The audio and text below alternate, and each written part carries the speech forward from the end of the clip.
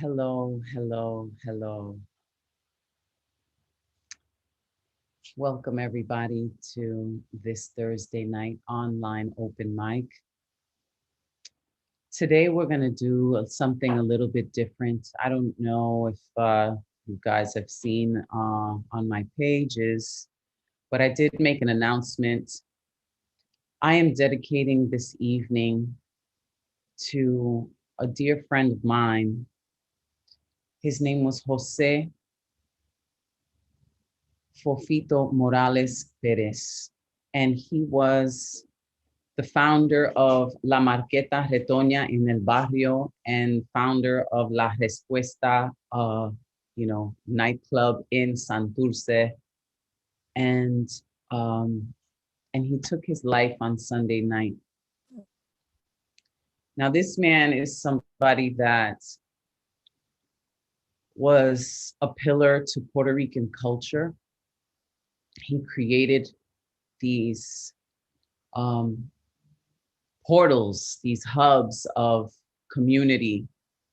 He was a diehard Boricua, Puerto Rican patriot, nacionalista fighter for the liberation of Puerto Rico in his own way, giving platforms for those who would speak against injustice.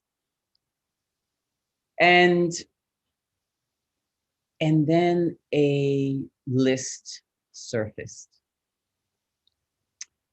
This list listed many men's names in the Puerto Rican community as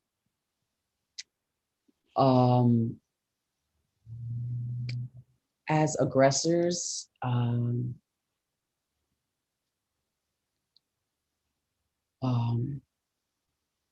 and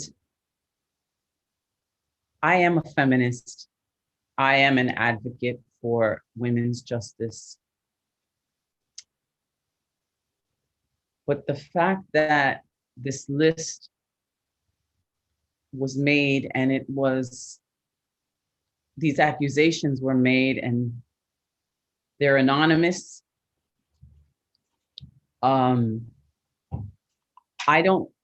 I really am trying to make sense of how, if this is the right way of dealing with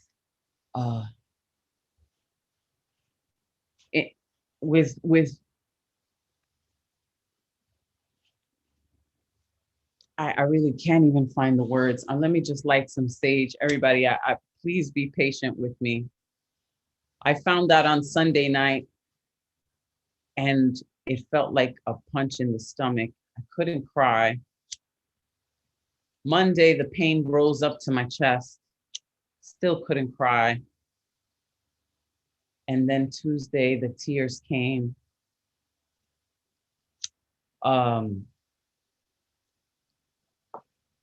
He was a father. I knew him well. He was a good father, present father to a 10-year-old boy. And I'm just trying to make sense. Now, if you're in the chat and you are one of Fofito's friends, please let me know. I'm trying to make sense of cancel culture.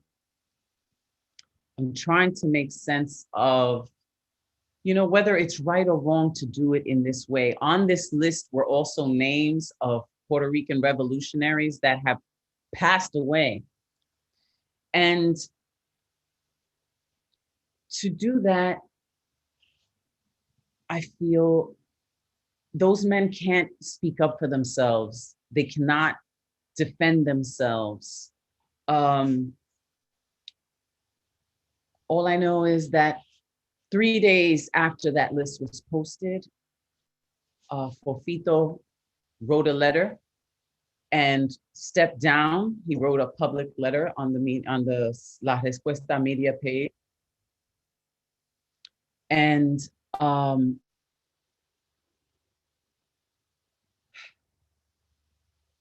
he stepped down, and then he took his life a few days after that.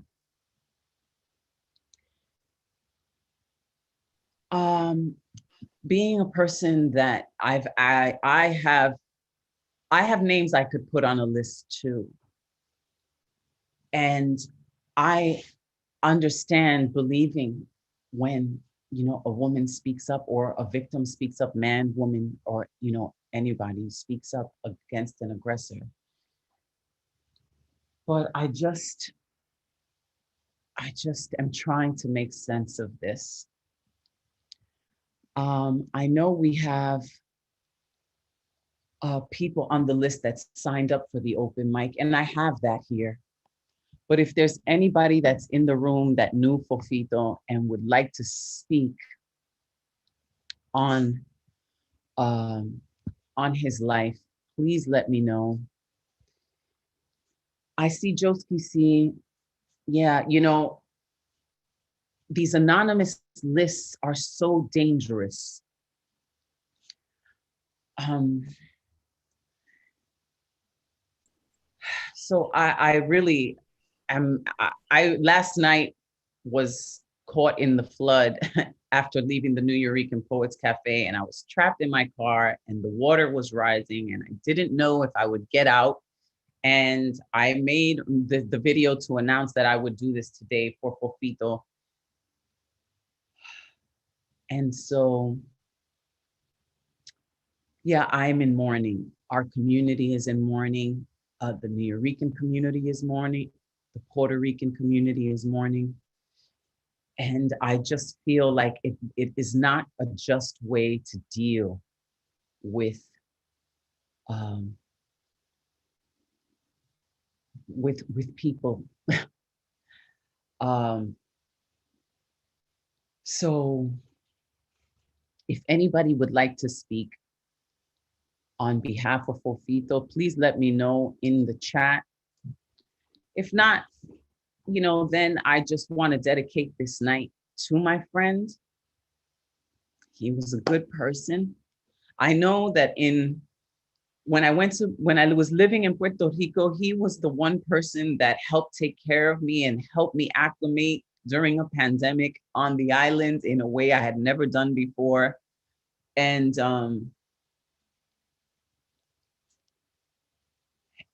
we spoke a lot about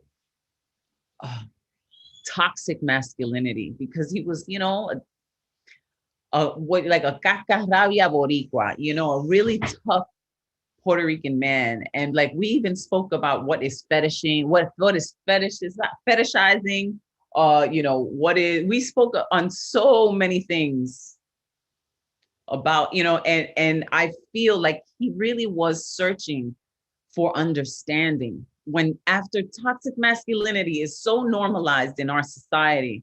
I can understand that things are done and have been done. But I feel like there has to be room for redemption as well, accountability. Mariposa is in the room. Is that you, Mariposa? Mariposa? Hi, Kari. Hi, Mari. How are you? Hi, I'm good. My condolences to you, and thank you for dedicating this night to Fofito. I'm not gonna stay on long, but when I saw that you created and Desmond, I think Desmond is here. Desmond Guevara shared it with me.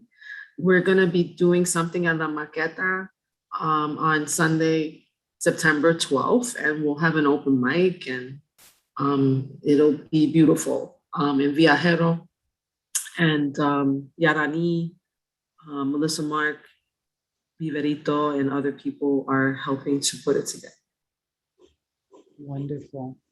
So on September 12th at La Marqueta, I know that you hosted the open mic at La Marqueta. And, do you want to talk about Fofito? Do you want to talk about that experience? Yes, I would love to say that, and just to just say, what I wrote in the chat, that he was a big fan of New Eurekan poetry and art and the pioneers, Pedro Pietri. He was a collector, so he would collect things like the the anthology, the New Yorker poetry anthology, edited by Miguel Agarin and Miguel Pinheiro. I'm sure he had this because I found this online. It's the actual vinyl. Oh, I have my screen on blur. But anyway, it's Loose Joints by the Beatriz album. And I'm sure he had that in his collection. And he also was adamant that we have a space for poetry uptown, and honored and respected the New Yorican and Loisaida, but also wanted to make sure that there was a space in Harlem, that there was a space in El Barrio for poets to come. And so the idea of the open mic was something that he came up with, that with Tato Torres, and Flaco Navaja was the initial host of it. And we started doing Barrio Poetics and did it for more than 5 years.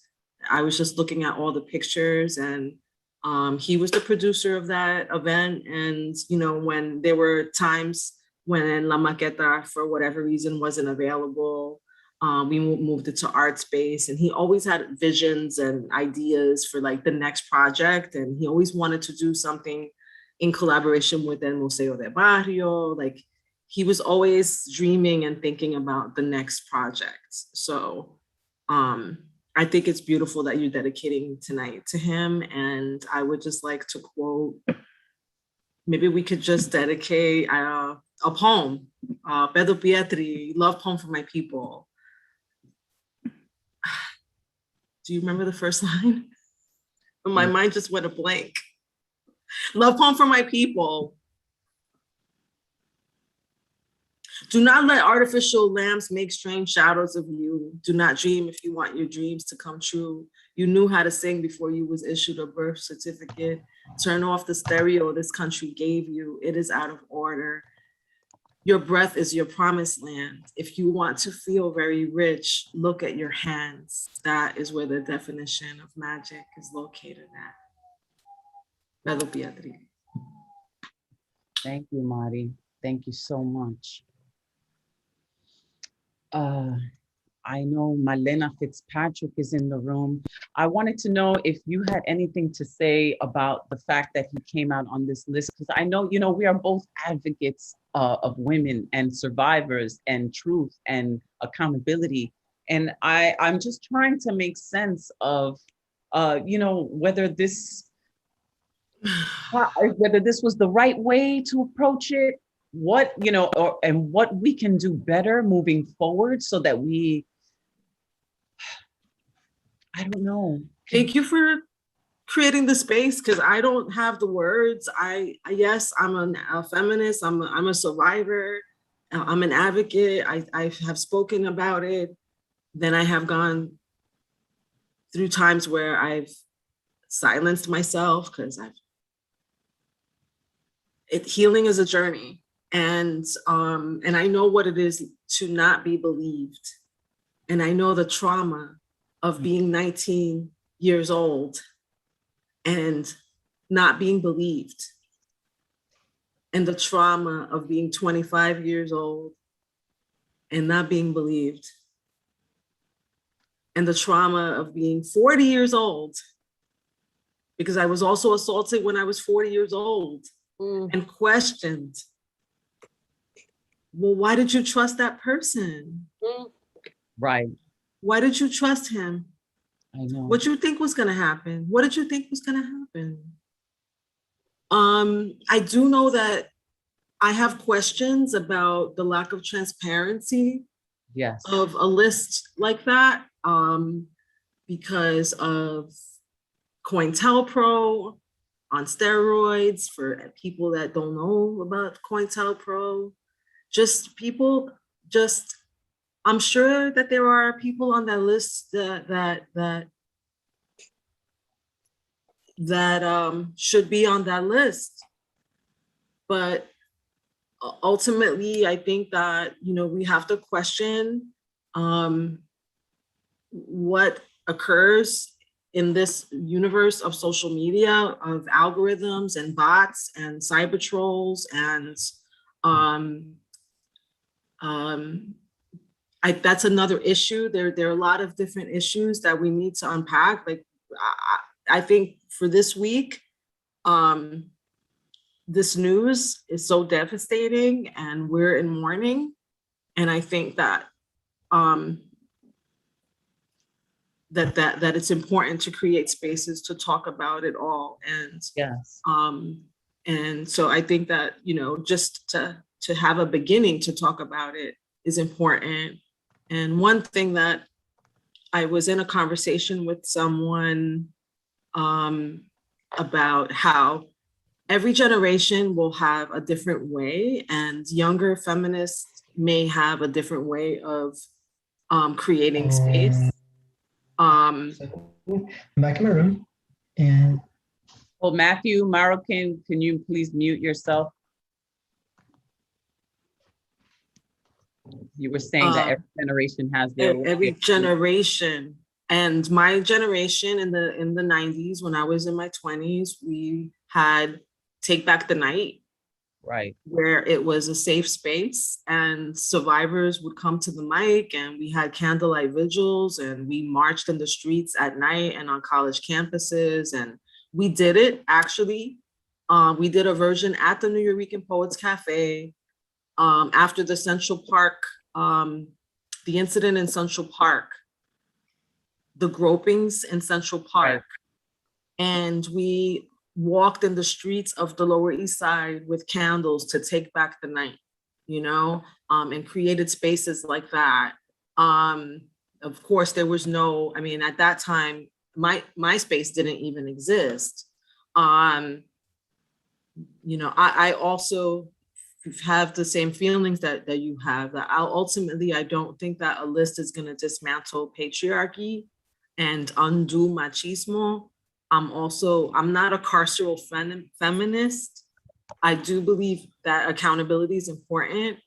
And I think that it's also important to create and to look at like the Combahee River Collective and, you know, the writings of you know, Bell Hooks and Angela Davis and Black radical feminists that create a framework that say, as oppressed people, as colonized people fighting for our liberation, that our freedoms are inextricably tied and bound up within each other. So I cannot separate my freedom from that of my brother. Mm-hmm. But how can we create that solidarity? That conversation of solidarity, and also acknowledge that my younger sisters are being targeted in ways that I am not currently, even though I still get, you know, walk down the street, it's just different. It's not as it's not the way it was. Right. And there are some men in our community that may be completely respectful to me and never try it with me. Right. Never in a million years try it with me, but maybe might try it with a younger poet that I've had poets say, you know what, that guy, he hugs me and he presses my breast against me when he hugs me. Well, you know what, that happened to me when I was younger. So I want to have those conversations too, like not really like right now. Yes. I know it's like Laura's box. But because it's you. Yeah. Because it's you. For anybody that's just in this room, like me and Gotti go way back. So, but thank you for the connection, even though it's like on Zoom. I was able to form words out of what I was feeling, but I am feeling grief. I do mourn the loss of this brother who I think did so much, and his work created a platform for so many artists. And for the young artists of Puerto Rico to stand on the stage in La Respuesta, for them, it was like the Nuyorican, what the Nuyorican is for people here. Like, oh my God, I'm on this stage. I made it. I made it. I'm on the stage of La Respuesta. It's a big deal. And the impact is being felt. And I think we're going to feel it, you know, I also pray for his family. And I'm going to take a step back now and maybe I might log off. Okay. I love you, Mari. Thank you so much. I love you too. Thank you so much. I was introduced to Fofito by my friend Malena Fitzpatrick. And Malena is the person that called me and told me on Sunday night that Fofito had taken his life only 3 hours after he had done it. And I would like to invite Malena to speak. And I kind of want to run this a little bit like the open mic. Let's try to keep it to like 4 or 5 minutes if we can, and keep it flowing. So Malena, are you there? Let me ask to unmute. Hi, I'm here. I just landed from Dallas. Hi, everybody. Marlena Fitzpatrick, she, her, ella. Yes, I introduced La Bruja to Fofito. Fofito and I have so many stories that I could probably take over hours and hours to tell you, and probably weeks, because era cacarrabia, but it was a funny, you know, he was street, but very wise and a hard worker. And I was telling Bruja that I didn't sleep from Sunday to Monday. I kept on crying and not sleeping and trying to catch my breath. And finally, like any newborn, I cried myself to sleep for like 2 hours and then suddenly woke up laughing. Because the first thought, it was Fofito's voice, logo. He would never change the gender. It doesn't matter if it was like a woman, he'll be like, brother, logo, yo vi ese cabrón, Yeah. esa mierda. Y yo dije, diate. The way and it was very endearing to me because he was real. You know what I mean? That's who Fofito was. I don't know how many people in this chat had the opportunity to actually work with him on the managerial side, but we worked several productions, particularly music. The last one that we did together was La Marqueta Retoña, which is Bruja participated, ended up emceeing that event. And he could not, I hate saying, I was gonna say a very insensitive comparison, but he could not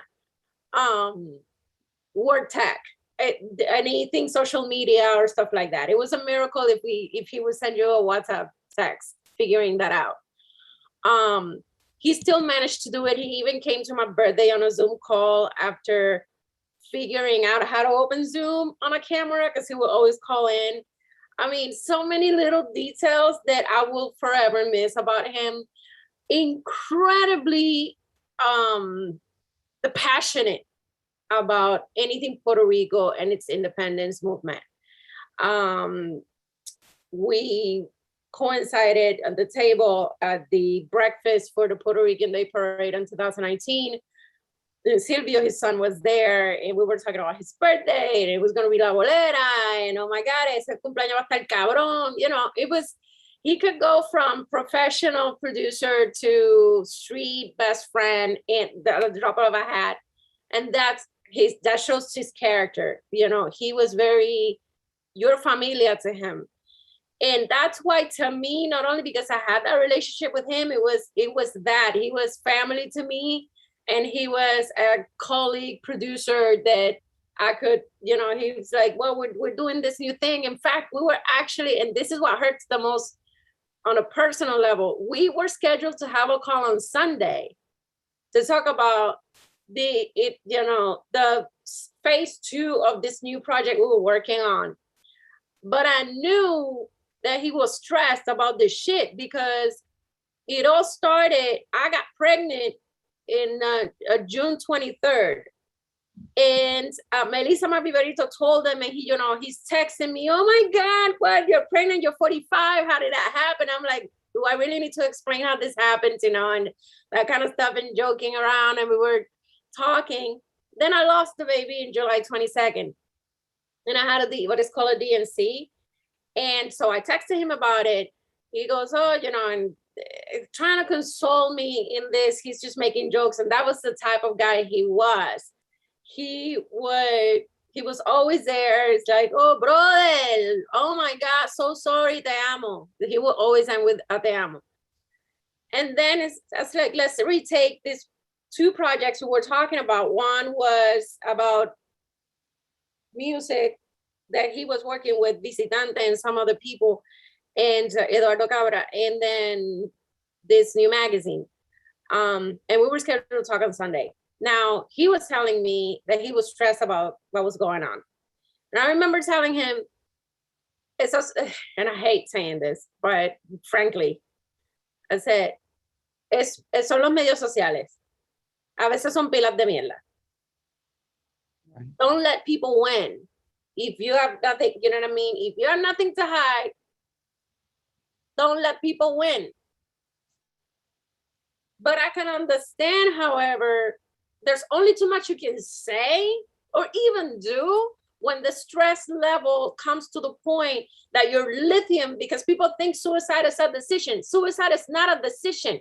You have to be of sound mind to actually come to that remedy that you have already internalized, because the lithium in your brain has already been depleted. And if you do not have, you are not of sound brain on a physical level, on a mental level, you will not function. And that's exactly what ended up happening. You know what I mean? Yeah. We will never know, but people have been calling me. I mean, we were on the phone with Cultura Profética, everybody, we were on the phone all night long, and we all agreed. He had this plan, and people that commit suicide, they hung on for too long. That's what it is. And I'm telling you all this, my father was a psychiatrist, and it's, I'm on that realm of his patients, and he had kids that committed suicide. They want to kill themselves, but they don't want to die. And I'm telling you this passionately because that's what lists do. You are trying to kill character, but you don't want to die. And when you kill character, you're killing yourself too. Hiding behind a screen is of cowards. And the problem is that we're not seeing the other face of this coin. And it is that what you are doing is killing the victims, because now people are not going to believe you at all. At all. What are these people doing on that list to help the victims? You think a list is going to bring justice? Right. You think a list is going to go ahead, people of suicide prevention or domestic violence are going to be calling, hey, who's that anonymous person that posted so I can save her life? No, that's not what's going to happen. You know what's going to happen? You're going to persecute people that were innocent, or even if they were guilty, and make the victim guiltier. Because now, pretend for a second that Fofito is guilty of what he's accused. His accuser must be right now peeing her pants, feeling shame for what she started. Do you think that brings justice to her? No, it doesn't. Collateral damage and injustice is not solved by injustice. That's what a list does. And I will end with this. I did talk that night, one of the people that called me, I will not say her name out of respect, but it is the lawyer of the Me Too movement here in the United States. Okay. And she told me that doing such a list is actually illegal, and there can be a class action of the people named, because that is cyberbullying and is defamation. And I really do hope that the people organize and stop this shit. This does not do justice to anybody, not to the victims, not to the people on the list. I am pissed that Fofito did what he did. Let's not kid ourselves. I'm sure a handful of you are angry, but I think that anger needs to be challenged to the problem. We do not have a system that looks for justice for victims, number one. And we have platforms of bulliers that have nothing fucking else to do with their lives than to fuck with other people. Back Thank to you. Thank you, Malena. Thank you so much.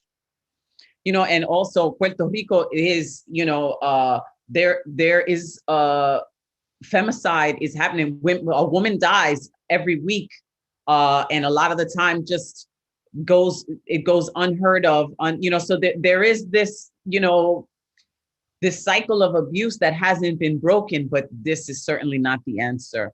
So I would like to invite Soldanela Rivera to speak next. Let me unmute Sol.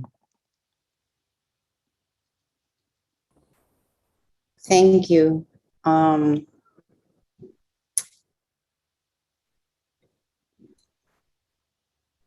only have words to talk about my friend. I'm going to use a little bit of Spanglish.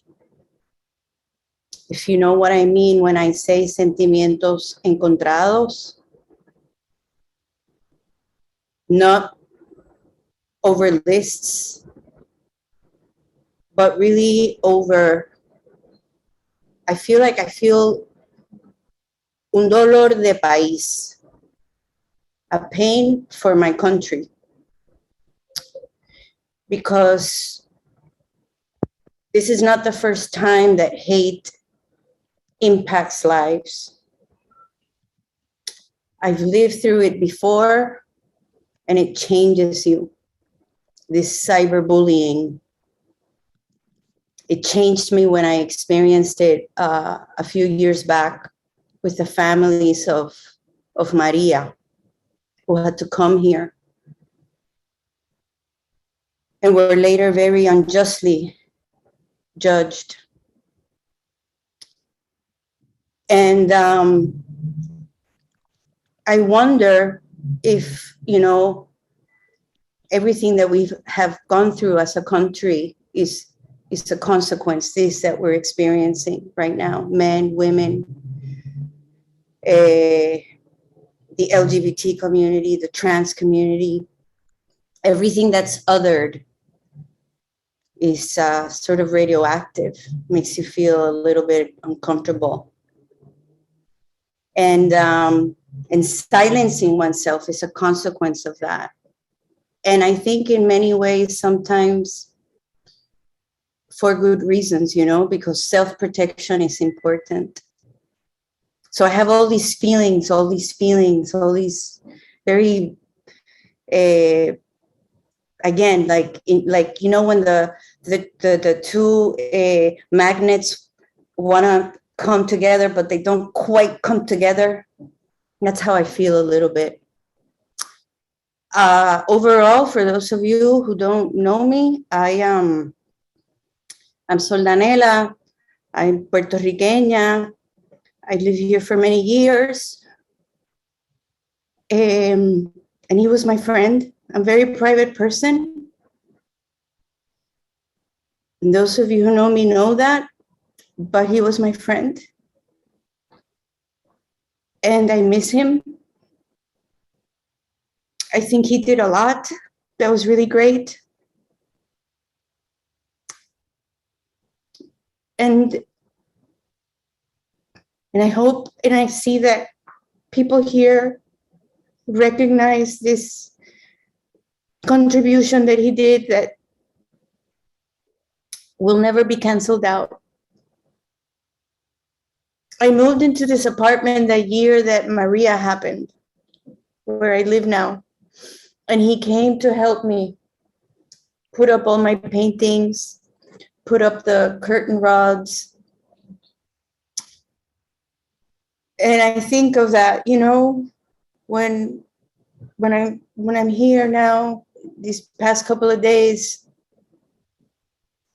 And I just want to offer everyone here that is mourning him my sincerest condolences too. I feel you. I think there's a better way to treat ourselves, men and women. None of us are perfect. We all should get a chance to say our truth, be forgiven. As for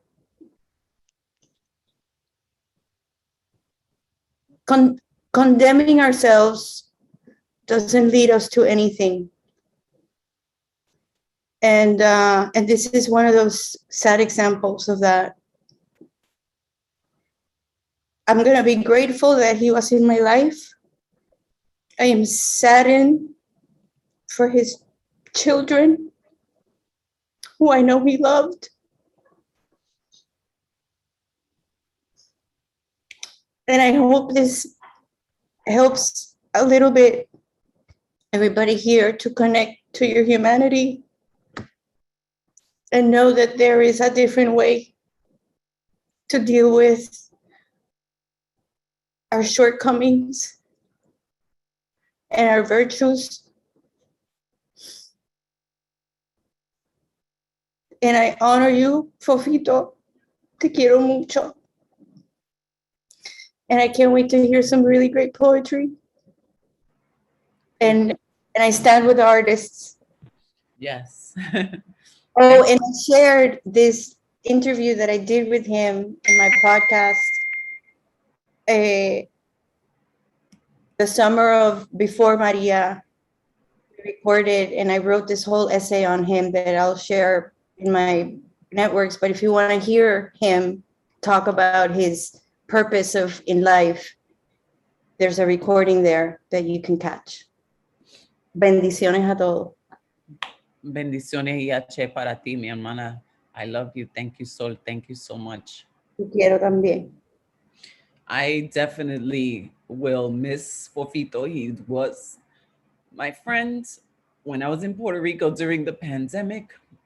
There was a time, there was curfews and I wasn't used to it. And I was looking for food and I went outside of this place and it was mobbed and there was no way to get in. And, Fofito checked on me. He was like, ¿Qué te pasa? And I was like, I'm hungry. And I'm here and I don't think I'm going to be able to get to eat. And next thing you know, the owner of the place came out. It was Don Pepe's. Eddie came out and said, Vente, entra, Caridad, vamos a comer. And, Fofito had made that call for me so that I could eat. And I just felt so blessed. I felt like, wow, what a power move. What a powerful person. He could just make a call and just save the day like that. And he was very that. I would like to invite somebody from the open mic list because I want to keep it rounded. Michael Sindler offered to share a poem, and then Joski C offered to share a song. Thank you, Oliver Rios, for being in the room. Desmal Guevara, I know you're in the room. If there's something you'd like to say, let me know in the chat. But for right now, let's hear some words and poetry from Michael Sindler. Okay? Snap, snap, snap, everybody. Okay. My sincerest condolences to you and to everyone who knows him. And, this is such an incredibly difficult thing to process. And so I'm going to do this one. Some of y'all have heard this before. And it's called Every Day They Do Not for Anthony Bourdain. It's not selfishness the day they commit. It's the strength every day they do not, knowing full well if they give in and quit, it might finally extinguish the thought, the unbearable, unstoppable thought that they struggle with every moment, the trap of despair in which they're caught, battling demons only to submit, struggling in search of elusive peace for a moment without acute pain, a solution always just out of reach, a salve to soothe self-imposed shame. It's not lack of concern for those left behind. It's not forgetting or running away. There's a cauldron that churns inside of the mind, a piper that leads them astray, drawn down dark roads by the tug of a song through the discord of their memory, feeling exhaustion from running so long, chasing a distant, haunting melody. Some show the signs of impending self-harm. With others, no one could imagine. No actions or statements to cause alarm among relatives, workmates, or close friends, but either blatant or deeply hidden, the disease of depression incubates towards, with grimace or deceptive grin, what they see as inevitable fate. So don't curse, mock, or hate them for losing the fight, leaving casualties behind in the ring. It's a maddeningly fine line between wrong and right when both life and death promise to sting. There's a pain in the wake for those who remain, anger, sadness, remorse, and confusion, wondering just what went on in the brain that determined this tragic conclusion. Don't waste time questioning who is to blame or what you could have done differently. Sometimes nothing can extinguish the flame. Treat yourself and their memory gently. It's not selfishness the day they commit. It's the strength every day they do not. When in the end, the woeful story is read, love's gift of amnesty isn't for naught. And I'd like to follow that with a haiku called Being. What's most important about being truly human is in the being.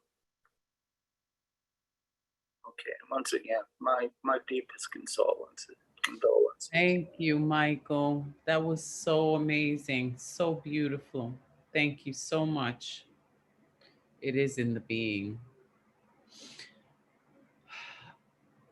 Okay, I guess, the soothing sounds of Joski C has helped us through many, many different pains. So I'm going to open it up to Joski and if he's ready to share.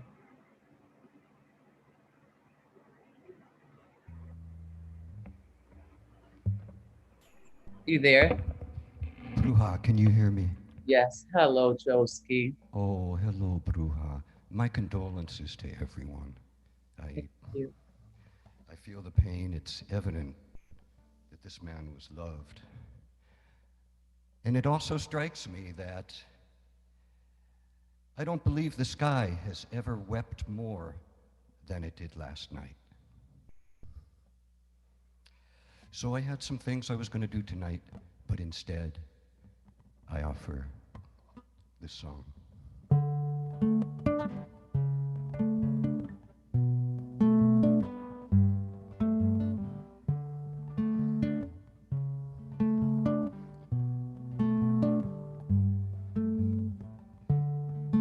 And when this life is through, and it's time to go, I'll leave that up to you. Your eyes are open wide, curious to see what's on the other side. When you fly above the mountain, fly above the river, fly above the ocean.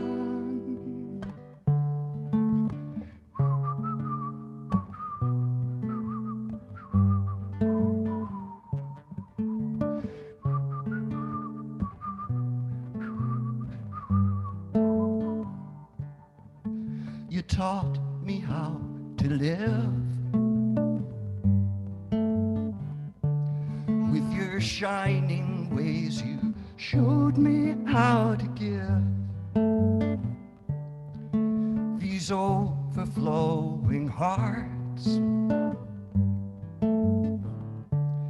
are a gift to carry with you when we part. When you fly above the mountain,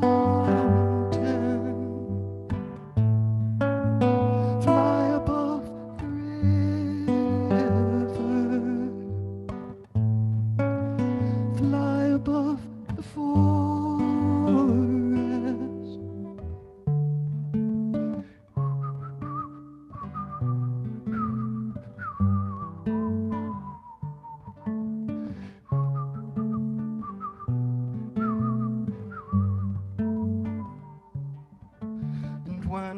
this life is through. And it's time to go, I'll leave that up to you. These overflowing hearts are a gift to carry with you when we part. When you fly above the mountain, fly above the river, fly above the forest,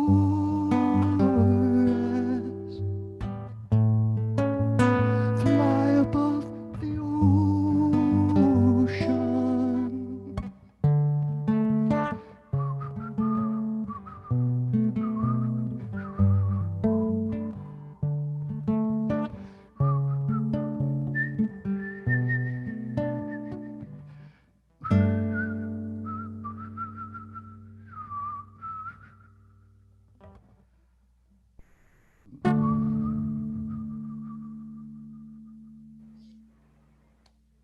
Joski C, thank you so much. And those of you in New York City, you can get to see Joski C live on September 11th in Stage Garden Roomba. He will be in person here in New York City. I'm so happy that I'll be able to present him to our community here live. Thank you, Joski. Thank you so much, Bruja. And again, much love to you and to all of those feeling this loss so deeply. Beautiful, always so beautiful. So I guess what I'm doing is I'm looking at the list of the sign up list, and if you have something to offer and you're on the list, let me know. It wasn't Catman Bill that I skipped. It was Bill Elkins, but Bill Elkins left the room. I see Nuyo, Advocate of Words, is checking on me, but Catman Bill is on the list. If Catman has something to offer to the evening, let me know in the chat. But Matthew Marroquin was next on the list, and he says he has something to offer. So let's unmute Matthew Marroquin. Hello. Hi. I came in not knowing anything. So that was a wave of triggers and heavy stuff. And I was just like, oh, what is happening? It's very sorry for your loss. It's never good. Especially out there in the cities, it's interesting. So I had to like figure out what I was gonna read, which is like, do I try to lighten the mood? Do I try to match it? So I guess I'll read about, loss is kind of the theme, I guess, that's going on here. So we'll go with that for the first one. A polished sliding wall. I visited his grave today. 5, almost 6 years after seeing him forever, asleep, dreaming without a twitch, put into the casket, slid into a wall, made to look nice, but really there because they're running out of space and stars and nebulas to put people into the ground. I remembered it all. The visitation where I lost myself among the shadows of those who had less memories than a few days, a dance at a quinceañera. The funeral where I had no energy left to stand, but did anyways, for we stand to share with a God that I only seem to believe when things are bad.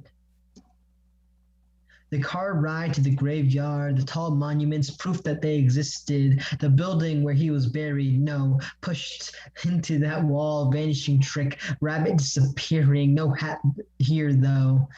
The rabbit just stays gone forever. Wow. Fucking loved him, no D there. Just ING, because to me he still exists among these streets and rails and the wheels of skateboards and within some parts of me, for if he didn't, then why would my heart be shaking its beat in opposite rhythm right now? fucking miss him too. How different or alike we would be right now. I'm a month older than him. We would both be 21. Would we have went out for drinks last night if you were here? Why couldn't I get to know him better? A whole lifetime is sometimes not enough to know someone. This feeling that trees feel when their branches wilt and their hair goes gray, fades, gone. I felt it all again, going to his grave, wall and all, in cantaloupe daylight, sirens wail, I wail, but I can't cry. Why can't I cry anymore? I haven't been able to shed tears of Atlantic sorrow since that time, but fucking hey, man, I feel like crying, but I just can't. I've never been this close to tears in a long fucking time. Would he be proud that I'm finally swearing? Noelito, te amo y te extraño, my skateboarding primo in heaven. Gracias por being a part of my life, even just for a moment, for a walk around the pond, a few spins of the earth, a few days in an age before visiting a grave met crackled aortas and rusted tears. Have no fear, though. I'm okay. I'm just sad. Sad. Even I can be sad. Not a bad thing to be. It just kind of hurts, like drowning and choking, but on flames at the same time. I'm dragging this poem on because I don't want to be done with you, and I can't find an ending because how can I finish what I thought would go on for the rest of my life? So I guess I'll see you again sometime, not too soon, but in a few decades or more. Rest up, Nolito. Marvel and marble, cold as you are, but trust me, I know your heart is still the warmest out there. Thank you. Thank you. Yeah, I'm gonna just read that one so that way everyone has enough time, hopefully, to get on. So, thank you. Thank you so much. That was so beautiful. Matthew Marroquin, the sensitivity, the realness, of holding space for your own pain. It's so necessary. So many times we run from our pain and it doesn't really go anywhere. So thank you. On the list, we do have Nick, and he has something to offer. Tesosomo has passed for the evening, but I would like to acknowledge Tesosomo Professor, Mr. Tez, who performed last night for the Beatniks night at the New York Poets Cafe. He was a featured poet and he did beautifully. So thank you so much. Now let's hear from Nick Paleologos, who would like to offer a poem. Hey, Labruja.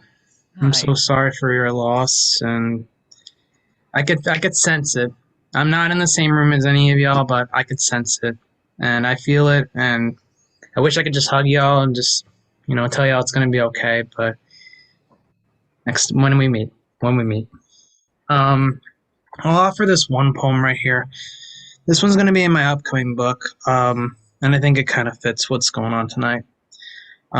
This one's called Trying to Ensnare Flames. And it goes like this. I tried to catch fire like Jorge Posada. I received a burn so severe doctors couldn't fix me. Mechanics wouldn't dare throw me a wrench. Grocery stores and farmers markets wouldn't feed me. Clouds wouldn't give me a drink of water. All I drank was my own tears. The sky dumped snow on my lawn, didn't give me a snowblower, didn't toss me a shovel, not even a coat to keep me warm. Campfire came up after the wood gathered by broken bats and stadiums of the past. This fire birthed an altar to confess, to profess 6 points of separate degrees that couldn't move the needle. Frostbite kills me more than the sun could ever. Sunlight saves my body. Sunlight rebirths me. On a sunny day, I thought to attempt a third time. Someone else took that third strike from me. Before I could even pick up the knife to carve a steak, to pierce my heart, I was ready to become the vampire a chemical romance spoke of. It wasn't meant for me. The equation had a different X factor. There's days I feel like I'm inhaling poison. There's days where sunlight feels like acid against my body. There's days I'm surfing on a cloud. When those days become nightfall, I fly with comets. I speak in stars. Some nights I'm tripping on my own hatred. I learn to tie my shoes, avoid the plague within my figure. My bowels finally shat the golden egg I've been dying to retrieve, a reprieve of harm against me. I finally brought intensity. I finally caught the fire that my candle had been lacking for 16 years. I miss passion and her fruits. They don't taste of charred past. They taste of the honey I dreamed about. I finally hit the home run.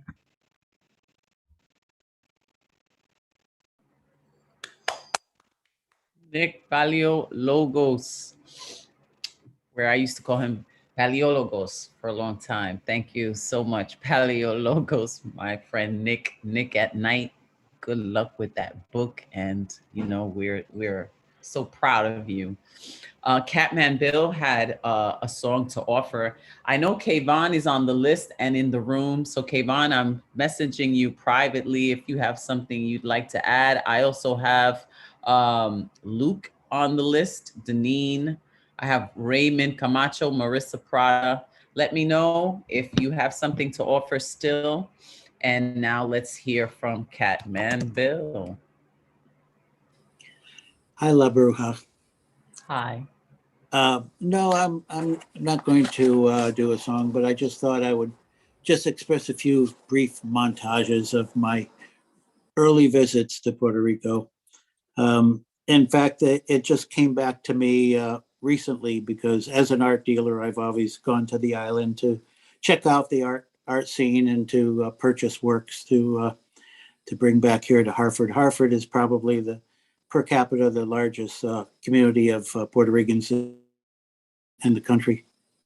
Anyways, in 1993 was the first visit I made, and it was to the Biennale, the International Biennale Festival at the Arsenal.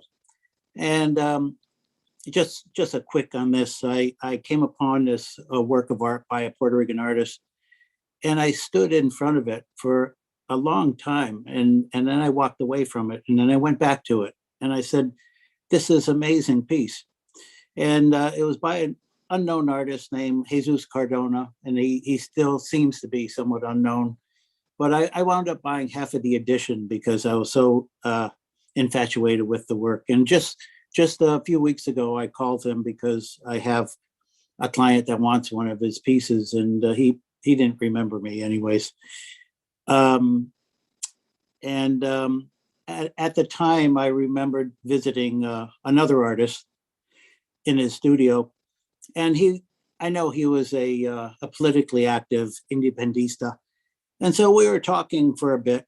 And at one point, he turned to me and he said, "How do I know you're not an FBI informant?"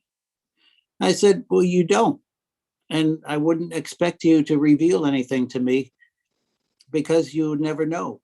I could always deny that I am, which I'm not." So it was that paranoia of the time in the early 90s when the FBI was searching for some of the independistas that, not independistas, but the folks that stole the money. And again, that was in Hartford.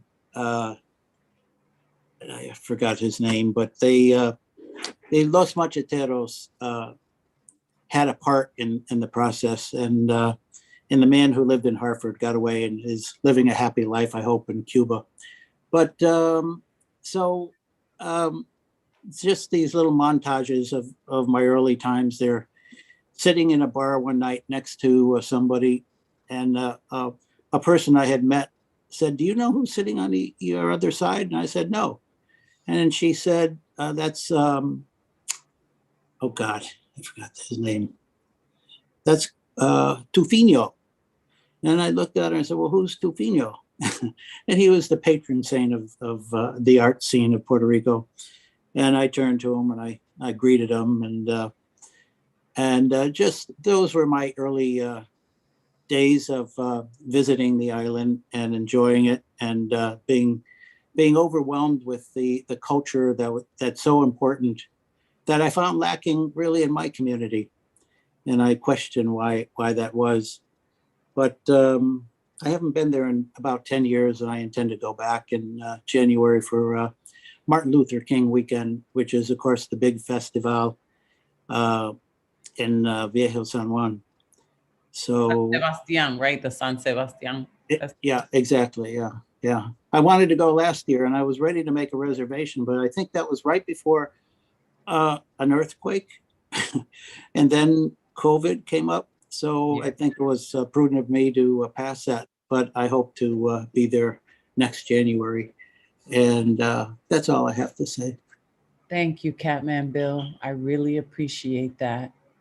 What you brought to mind is that that there was a list of independistas that were targeted by the FBI, and it started with a list. And I feel like a lot of the men that were on this particular list that Fofito was placed on are also revolutionary Puerto Rican men. And and I wonder if this is, part of an attack towards that movement. That's speculation. Of course, my friend Desmal Guevara is in the chat, in the room. And, we talked about this privately,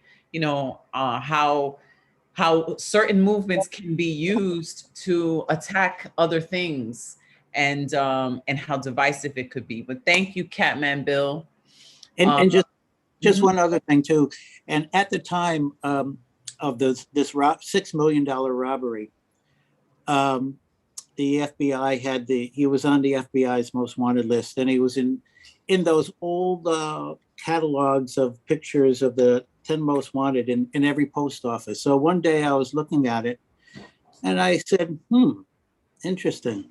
And for some reason that page disappeared shortly after I left the post office. I don't know what happened to it, but I think it's framed somewhere and hanging close to my in my environment.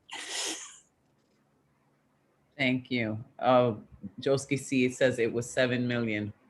Good night, Mariposa. Thank you for joining and for opening and for being present and sharing your honesty and your truth. We hold each other up, and love is the most revolutionary act. So Raymond Camacho, aka Ray Did This, is offering a piece up tonight. So here we go. Ray. Hi, La Bruja. My condolences for your loss. My condolences for everyone's loss here tonight, as well as my condolences to the Puerto Rican community as a whole. I'm so sorry that this had to happen. The piece that I have tonight is Caged Bird by Maya Angelou. I just wanted to read it. Caged Bird. A free bird leaps on the back of the wind and floats downstream to the current's end and dips his wings in the orange of sun rays and dares to claim the sky. But a bird that stalks down his narrow cage can seldom see through his bars of rage. His wings are clipped and his feet are tied, and he opens his throat to sing. The caged bird sings with a fearful thrill of things unknown, but longed for still, and his tune is heard on the distant hills, for the caged bird sings of freedom. The free bird thinks of another breeze, and the trade winds soft through the sighting trees, and the fat worms waiting on the dawn bright lawn, and he names the sky his own. But a caged bird stands on the graves of dreams. His shadow shouts on the nightmare screams. His wings are clipped and his feet are tied, so he opens his throat to sing. The caged bird sings with the fearful thrill of things unknown but longed for still, and his tune is heard on the distant hills, for the caged bird sings of freedom. Thank you. Thank you. I love Maya Angelou. Oh, thank you so much for that. Many times when I go, before I write a piece, I go and revisit her work, and it just feeds my soul. So thank you for sharing that. Raymond Camacho with the lovely coquis representing for our Puerto Rican people. Okay.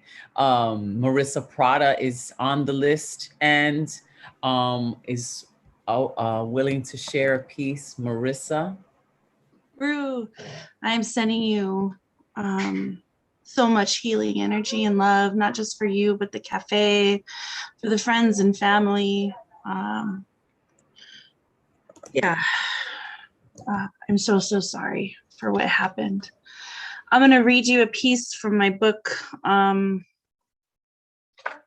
book is an entire year of poetry I wrote when my best friend chose to end her life.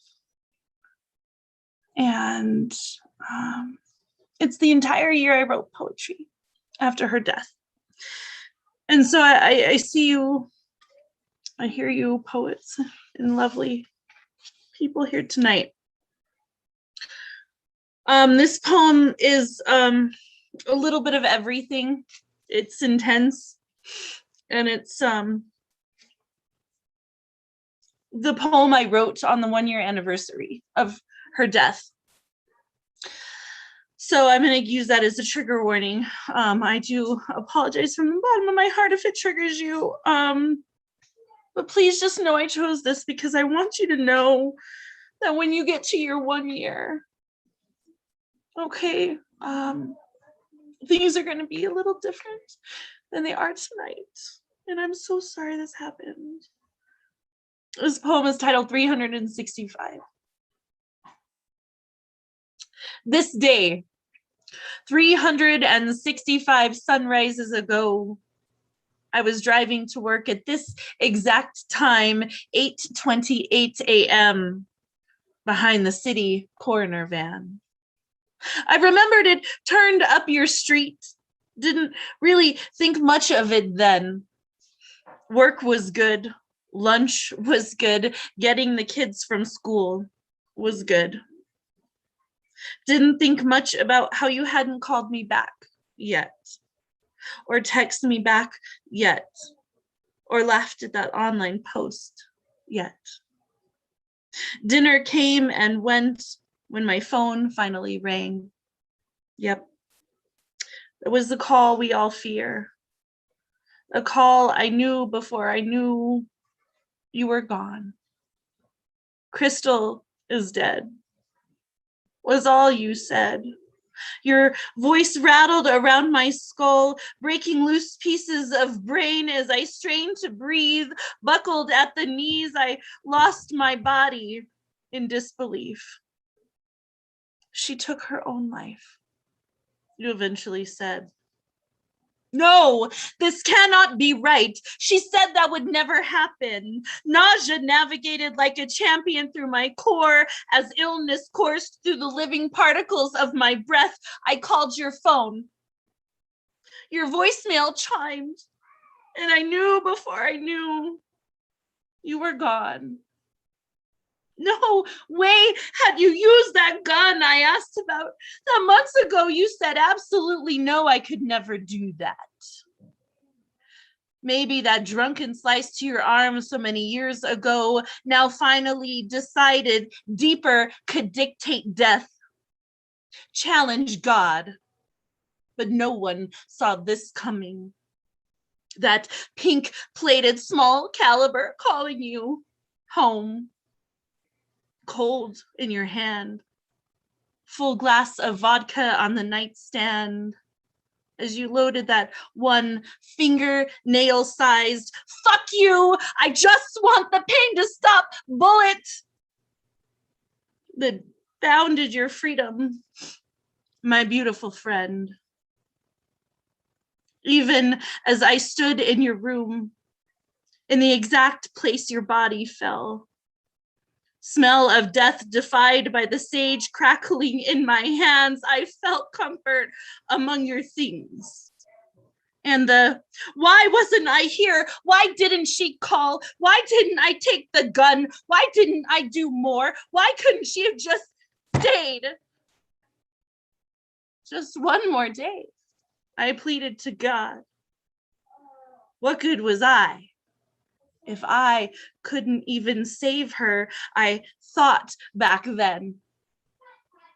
When regret eroded smiles, denial swindled healing, and those relentless questions are called to order, a judgment, a courtroom of judgmental self-loathing.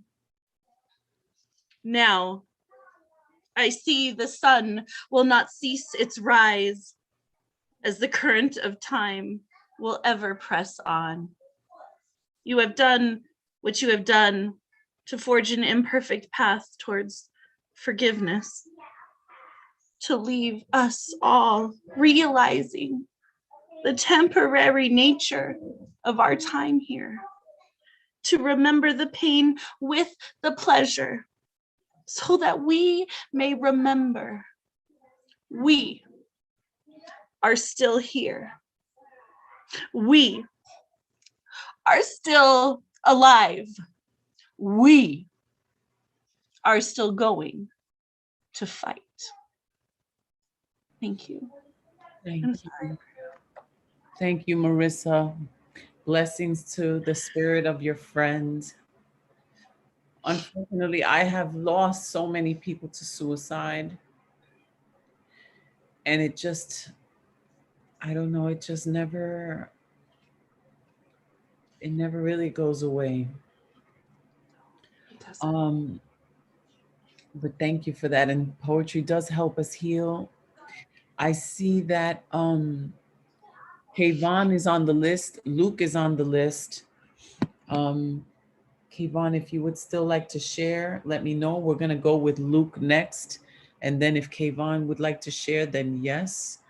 I also see Julian Matthews, Amanda Villanueva, Larry Richardson, Tabo Bo, and Rika Q, Generalissimo, Ron Trenkler Thomas, Vex Lex, Jane Spoken Word, Linda Klein, and Aya.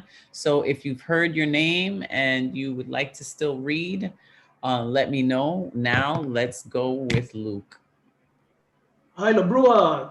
I'm Luke from San Francisco. First time reading my poetry. Sorry about the situation tonight, very serious. But I'd like to read something kind of serious too. It's about the limitations we put on ourselves. It's called What Prison Do You Live In? What prison do you live in? You know, the one you wake up to every morning. You put it on before you start your day to keep what's out there from coming in or to keep what's inside from going out. You feel protected and safe, but you're not. Not from yourself. At night, your dreams roam the sky. In the daytime, you're in a cage, very curious and strange. It's part of you. You can't get away. Wherever you go, there it is. Always there. What is the shape of your prison? What size is it? What color? Is it off the rack? Is it custom made? Is there a guarantee? Is there a warranty? Is there a life term, or do you have a parole? What kind of prison do you have? What is it made of? Is it made of rage, which you push against the world? The bars are made of anger. The walls are made of hate. Your prison is heavy. It makes a big noise when you drag it down the street, which scares everyone. Or is your prison made of fear? You bounce off the walls, which are made of terror. You scream in fright, trying to escape endless rooms of madness. No way out. Or is your prison made of lies? The walls are all mirrors, reflecting only what you want to see. Shiny and glittery on the outside, so you never have to look inside.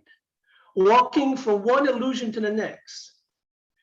This prison I'm in, I made it when I was young, taught to me by someone who lived there too. But I can be free, so my dreams in the night can soar like eagles in the day. I've always had the key to unlock the door and say goodbye to my old friend fear, who I must leave so that I can live. All right, Luke, that was awesome. Let me unmute everybody to give a round of applause to our first time performer here in our circle, Luke. Give him a Welcome, Luke. Welcome, Luke. Please Yes, come back. come back. Luke, one of us. One of us. One of That us. was awesome. Always practice heavy here. Put on your Always to-do great. list, pop my cherry. Next time, please. Just write that down. Next time. Brew will take care of you, I promise. Next time you come. Thank Okay, sure. you. Okay. Glad to be here. Oh, sorry. Wait, I muted you. I'm sorry. Unmute, Luke. Yeah, I pray for the healing. I pray for the healing for the situation. Very serious. Thank you for letting me be on. Thank you. Thank you, Luke. Thank you. Yes, you're one of us now. Okay, let's unmute Kayvon. You there? Hello. Hi. I just wanted to say sorry for your loss and my condolences. Thank you. What are you going to share with us today? My poem is called Music and Poetry.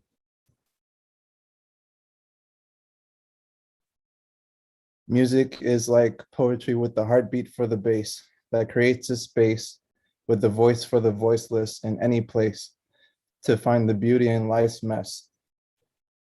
The claps and the snaps create this instantaneous feeling for my healing with a display of lyricism and rhythm that leave the audience in awe.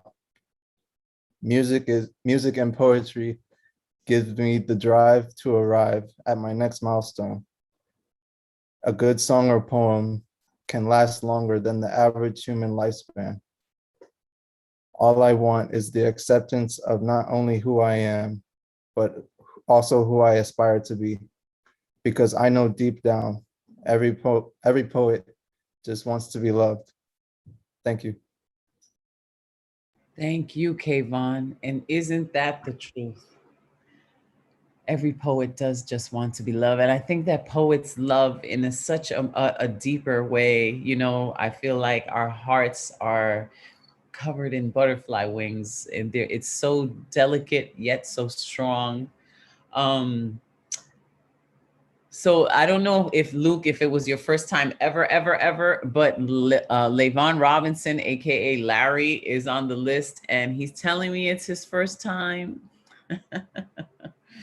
It might brighten my mood to pop your cherry. Why not? I mean, if it's your first time, you know, let's see what's good then with Larry Lavon. Okay, my condolences to life when it's taken needlessly. That we get to a point where we feel that we don't have no other choice, and so I don't think there's anyone here that has never know or experienced someone that did take this life, because suicide is a big problem here in the world. So my poem is called Lost in the Vapors. The moon was full and ultra bright, and it shined its mystic rays on everything in its sight.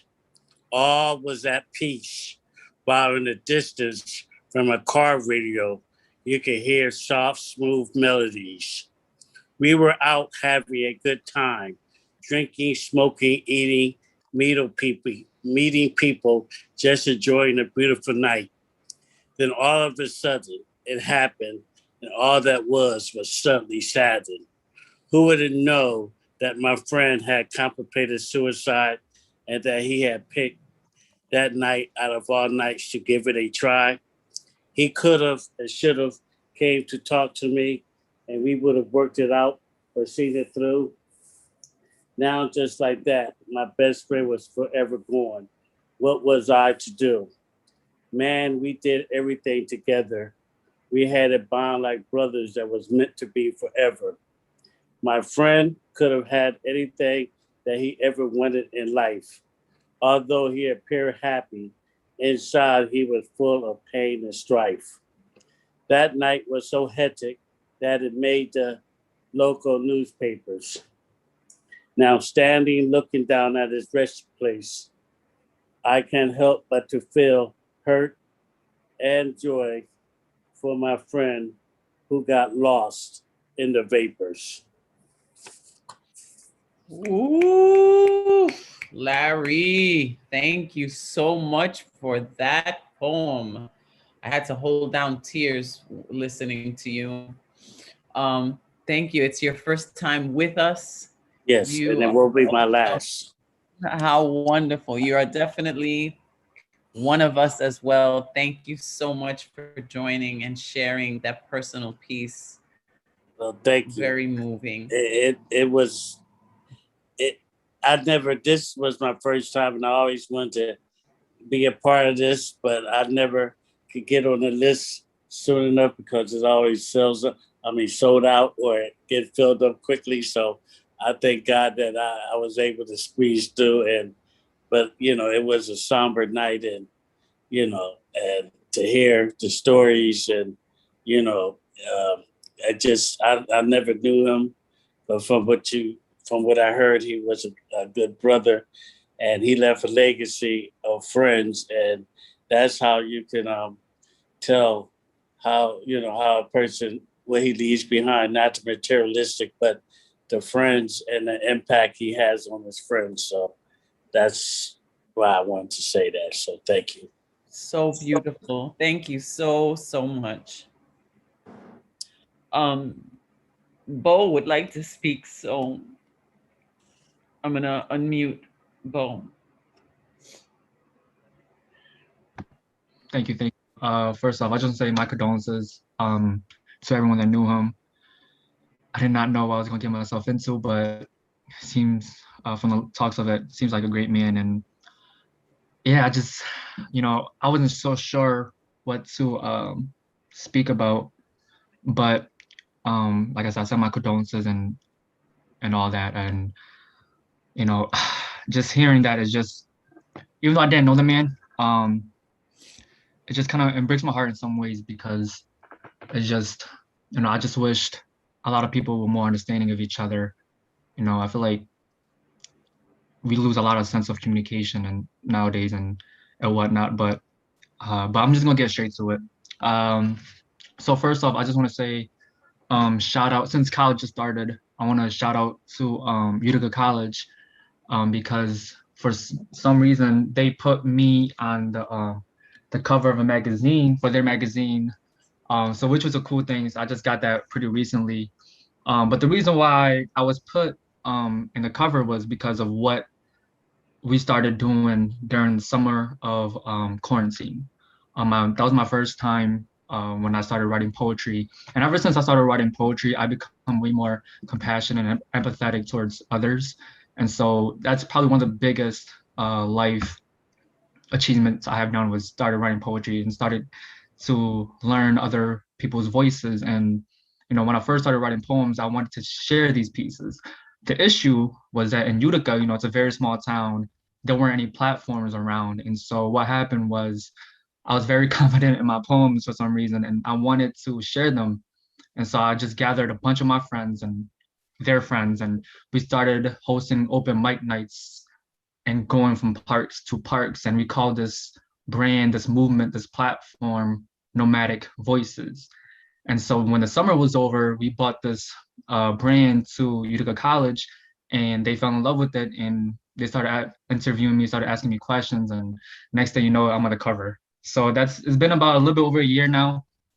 And so it's been a beautiful ride. And I want to share this piece called Nomadic Voices about all the issues I have personally not experienced, but personally just analyzed and witnessed, throughout the whole country and the world, whether that's police brutality, whether that's gun violence, whether that's suicide, child trafficking, all these issues I was just listening about during that summer. And I wanted to write about it, and I wanted to shed some light, because I truly believe, regardless of what the media shows us, I truly believe that a lot of humans and a lot of us are good people, and that this platform I started, Nomadic Voices, I want to showcase all that. And so, that's kind of why I started coming here, was to showcase my poems and also listen to others and experience the beauty of it. So I guess I'll say this poem now. You sit down on your couch, you grab your remote, and you turn the TV on, and what do you see? Police brutality. Rest in peace, George Floyd. You ain't deserve that knee on your neck. You see gun violence. Rest in peace, Kwaheem. You was only 20. And it saddens me because we grew up playing basketball together, and you could have been something so special, but I understand the circumstances.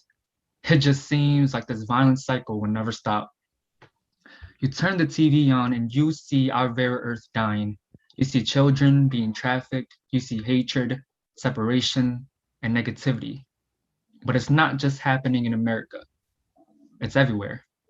So I will understand why you look at this world and get depressed, and that death is sometimes your best option and your purpose is insignificant, but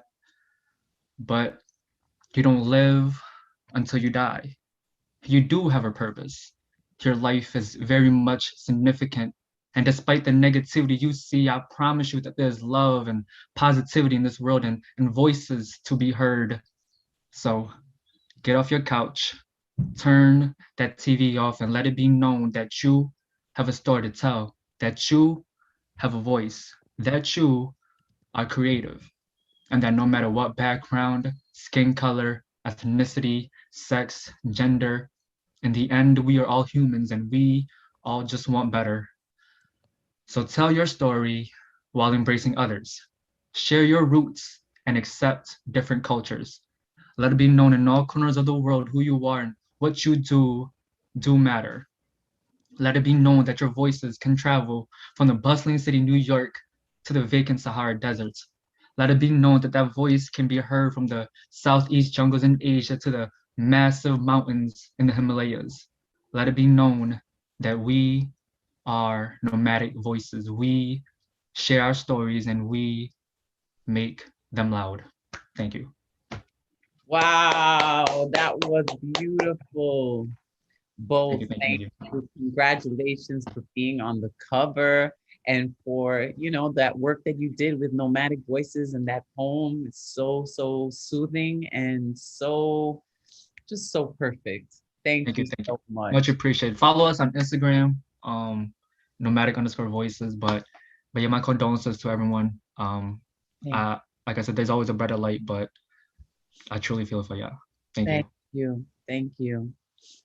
So there is one of our elders in our community, in our poetry community at the New Yorican Poets Cafe and our African diaspora. I would like to invite Baba Ngoma to speak. Let me unmute. And then after Baba Ngoma speaks, I want to invite Rika Q will be next. Ngoma, are you there? Yeah, I'm here. Everyone like to share my condolences for the brother. I just happened to turn this on to find out that someone had committed suicide, and I really hadn't been talking about this much, but my grandson committed suicide about a week and a half ago. I'm sorry. Yeah.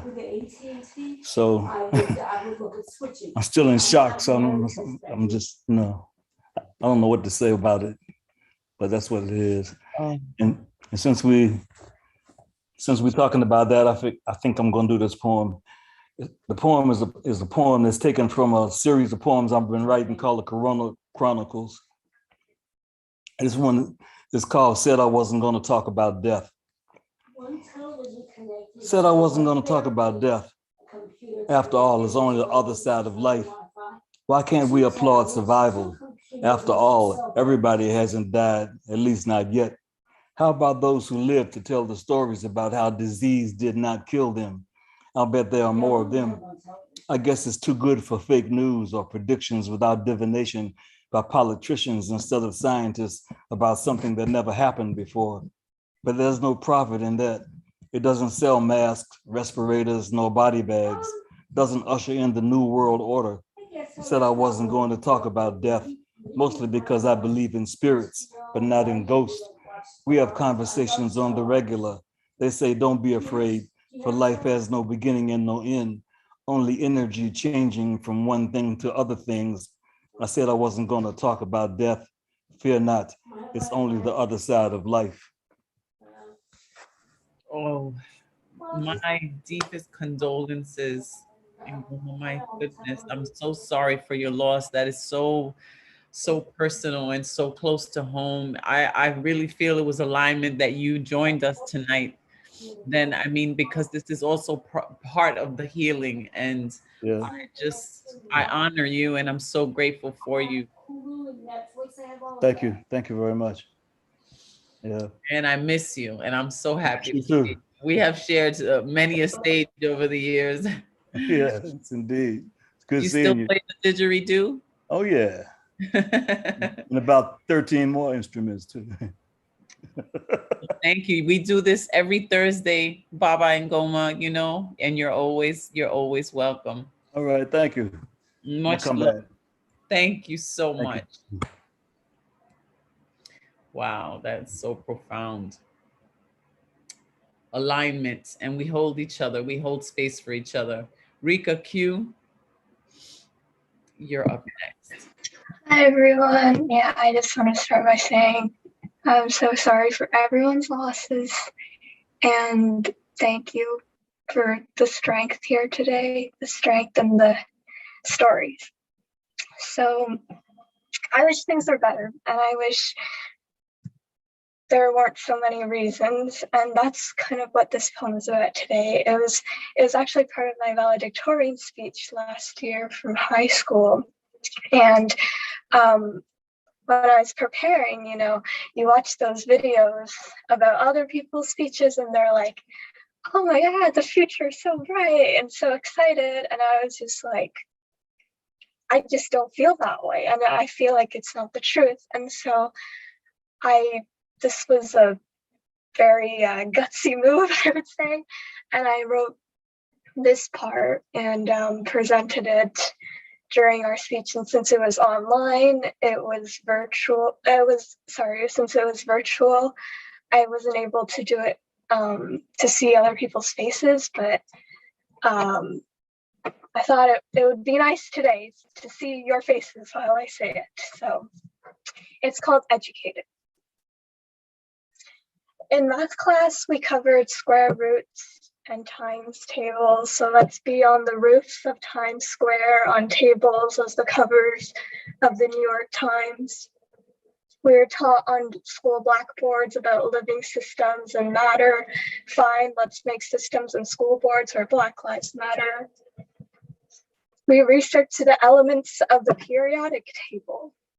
Thallium, Tl, gallium, Ga, boron, B, iodine, I. Let's rehearse being allies to the LGBTQIA plus peers to the disabled. We read and had to write translations. Sure, let's make a nation ready for trans rights. We quoted Shakespeare and Robert Frost. Let's be devoted to not break our sphere, not rob her frost. We studied history, how to paint, how to hear minor keys. Let's listen to her and his stories of pain and hear minorities. We discussed discriminants, treaties, indigenous peoples. Let's disrupt discrimination and the disgusting treatment of indigenous peoples. We learned about electric charges, implemented common sense. So let's be elected into the House of Commons, stop charging immigrants and the innocent. We memorize biodiversity definitions. Let's become mesmerized by the diversity defining our skins. Thank you. That's all I will share today. Beautifully done. Thank you, Rika Q. Super sweet. Okay, Generalissimo Brian Franco is on the list and is ready to share. Got to meet Generalissimo in person, and that was nice. It was very nice. I'm very sorry for your loss. I think that your friend must have been a spectacular person to know, and it sounds like he supported you greatly. I just want to start with a haiku. The meaning of life is not about breathing, but deciding to breathe. And I'm going to do two shorter pieces. That's okay. I think they're appropriate. I think there's a lot of different emotions involved with the suicide, and also with everything that's going on. So the first is called The Afterlife of a Tear. Every tear I cry tears a hole in my brain to reserve a place for a memory to reside. Sometimes certain memories decide to burrow a little further than others, so when they get remembered, they have to be triggered. Sometimes someone will commit a crime against me. I forgot I had previously experienced. I see the previous perpetrator's face and the current perpetrator's face, which might make me scream loud enough to make them go deaf. There are memories we want to remember forever. There are memories not consequential enough to keep forever. Then there are memories that hide away in their burrowed holes that leave a permanent residue in our souls called trauma. And it sounds like your friend was someone who's always fighting for other people, fighting for what he believed in. So we are all born as pugilists. We fight and we fight. We punch and we punch. Sometimes we think we have wrapped our hands, put on gloves to look down to bear witness to bare knuckles. Sometimes there is no punching bag in front of us, there's just air. There's nothing in front of us for our fists to connect with, yet the empty before us feels like punching a brick wall. We exit our mother's wombs kicking and screaming. We are born fighting to enter this world. Some of us continue to fight the rest of our lives. We don't understand why we must always fight. Sometimes we don't realize we are fighting when we think we are just breathing and surviving. We allow bullies, bosses, abusive lovers to narrate our truths with psychological and chemical warfare. They speak the language of mustard gas with words that burn through our self-esteem. For some of us, the act of waking includes installing brass knuckles into our vocal cords so our words become weapons of mass protection.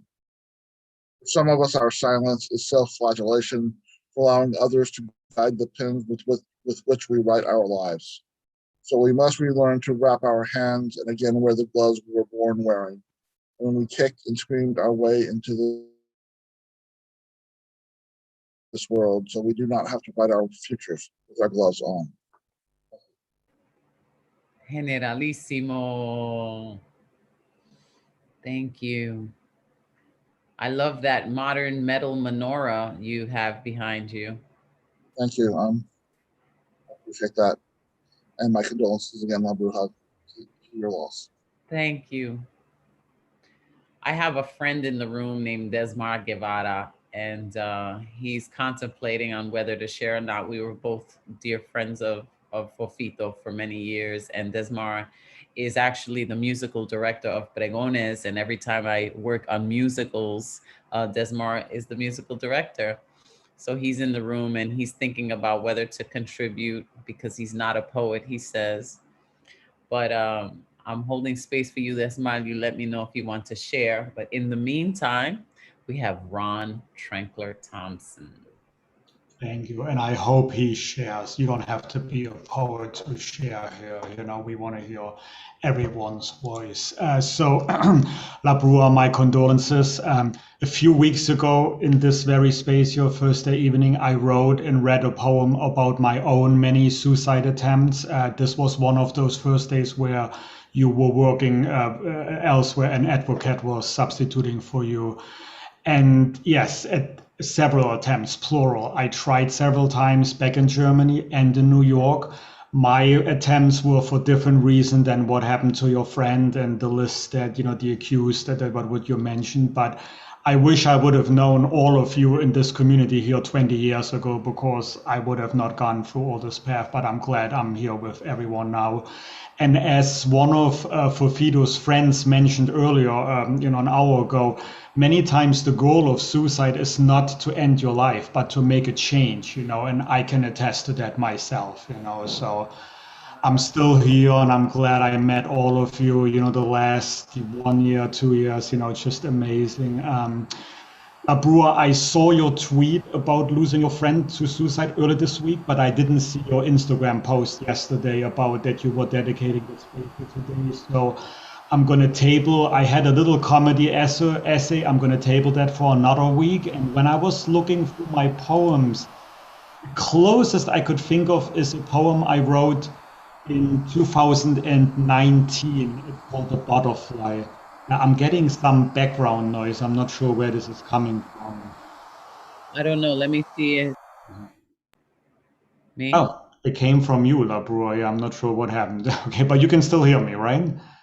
Perfect. So yeah, the closest I can come up with is a poem I wrote in 2019 at the Garden that you actually performed at a few weeks ago, La Finca del Sur in the Bronx.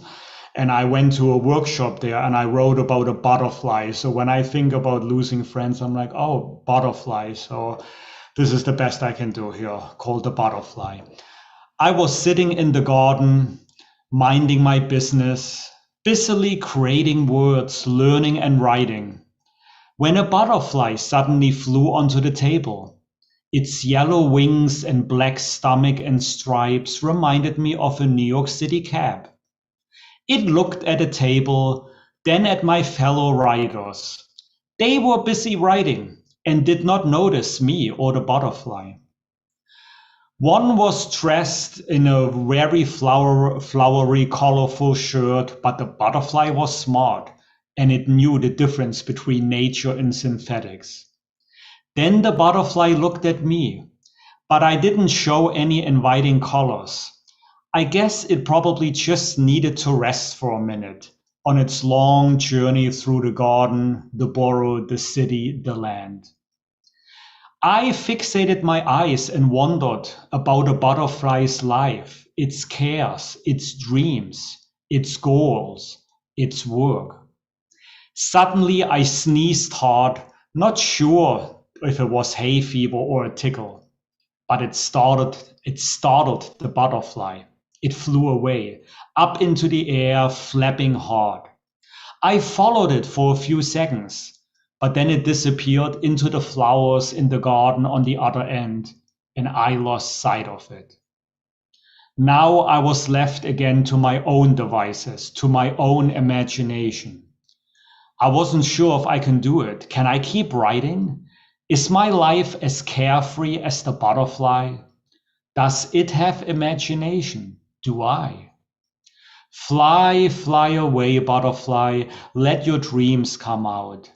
Put your dreams onto a paper, and thank you for stopping by. End of poem. Oh my God, Ron. Thank you. You are so brave to share what you shared. And I just find it so beautiful. I loved your poem. And I'm so happy you are still with us. You always bring such light and such kindness. I'm so glad that you were not successful in your attempts. I too attempted suicide when I was 20 years old. I swallowed a bottle of pills and, was in a psych ward and everything. And can you imagine, and that came from a sexual assault and from a rape, and that, there was no justice there, no one to help me. The police, I reported it, they did nothing, and I thought that, this world would just be better off without me. I was 20, and then I was unsuccessful. I learned that I wanted to live once I was in that psych ward. I was like, once I get out of here, I'm really going to make a life for myself. And look how far we've come, right, Ron? Yes, and I cannot imagine a world without you. Look at what you have contributed to the world, the joy that you give all of us, the multiple talents that you do, in your world. So I'm glad that you were not successful either. And, and I think, you showed your rapist, that, your life showed him, what happened, and you triumphed with your life and with your contributions for us. So thank you for still being here with us. Thank you, Ron. Thank you. Thank you. Thank you. Well, my friend Desmal Guevara has chosen to speak. He is willing to speak. So I am going to unmute him. But before I do, I just want to say that Linda Klein, Elia, Bear Wolf, Penelope Walker, Tina, if you're in the room and you still want to share, let me know. And Deneen is on the list too. I'm sorry I skipped you. If Deneen would like to speak, you let me know. But right now, I would like to open the room to my friend, Desmal Guevara. Buenas noches. Good evening. Buenas. I am Desmar Guevara, no caridad, for many, many years, like most of you too. And I'm coming here today to speak about the suicide of Jose Fofito Morales and how that impacted me, and how probably the less impacted me, how everything is impacting me. Since Sunday, the moment I found out that Fofito passed away, I started meditating and thinking about my past, about when I have done something offending a woman, and when I was offended too, or harassed. That's the correct word, harass, or and I think Fofito's death, it is the meaning, because this has a meaning. It has a meaning. It has a positive meaning. Right now, the social media is fighting with hate on both sides. People that defend him and people that hate him. And I don't know if he did that or no. And I don't know. I don't know if he did it or not. I'm not saying that he's innocent. I'm not saying he's guilty. All I'm saying is that he committed suicide, and probably it's time for us, specifically men. This is this list. This is not about the list, about the list being right or wrong. The list is the result of men of abusing women for centuries. And now we have to deal with that. We have to own it. We have to say, you know what? I'm sorry. You guys have been suffering for centuries. Bring it. Let's do it. Let's talk. Let's be open. How we can get better. That I think that's the meaning. That's what I'm trying to get from this, because it's insane. It's still I don't understand. The only Fofito knows what was on his mind. But I know what I can learn from this. I want to get better. I want to get better. I want to keep, even though my son made me a grandfather right now, but I still raising him, and I still talking to him. And I know that I didn't raise a machista. I know that I make sure. I know that he's not homophobic. I know that he's not perfect, but he's somebody doing good in the street, and I don't know. It's been a crazy week with this situation, and I invite all the men. We can get together and we start talking, and then we have to bring the woman. We have to listen to them. How let's build a better society. It's wrong that he killed himself. It's wrong that exists a platform that started as a rightful righteous cause became. It reminds me I don't know how to say any in English, what carpeteo. Carpeteo happens in Puerto Rico since the time of Albizu. And Carpeteo was what the White community did here when the MacArthur era, the same thing. This list is a fucking list, man. And that's, we have to be careful with that. That's fascism. Because that, it's, I don't understand it. Nobody knows these people that did this. We don't know them. Well, it's only people from the left. Independentista. It's all independentista that are harassing.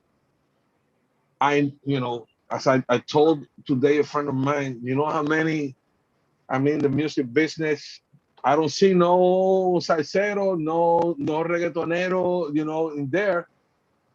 I don't see no of them, and I have seen a lot of them. I'm not gonna put them on public because that could cause that I could lose my life. That deep it is. But they're not putting it there. So I'm asking myself, why only people, people from the independentista movement?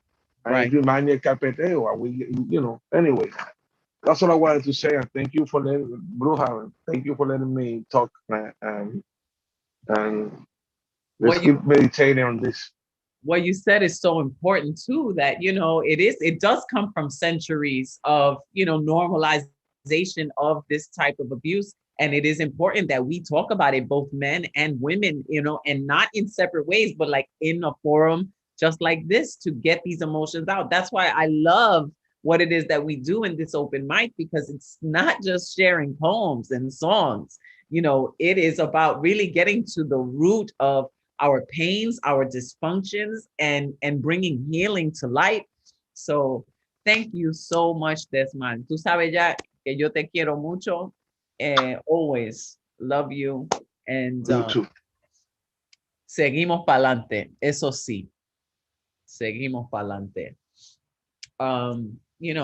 Communication is key. Why so many relationships don't work out is because, both parties aren't willing to meet to speak and share and really honor each other's truths. That is something that's just so necessary and so undervalued in our society. So that's why we do this. That's part of it. That's why I just absolutely love it, and love holding space. I love hosting.